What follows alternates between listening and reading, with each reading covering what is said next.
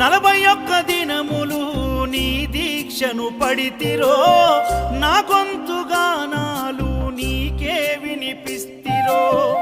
అన్ని వదిలి నేను నీ పూజను చేస్తిరో, నన్ను నేను మరచి నీ సేవలో ఉంటిరో. భక్తితోని భజన చేస్తూ బయలుదేరితి, శక్తినిచ్చి నన్ను నడిపించు శబరికి. నేను అలసిపోతిని నిన్ను చూడలేనని, నీ భక్తుడైనా నే బాటసారిని.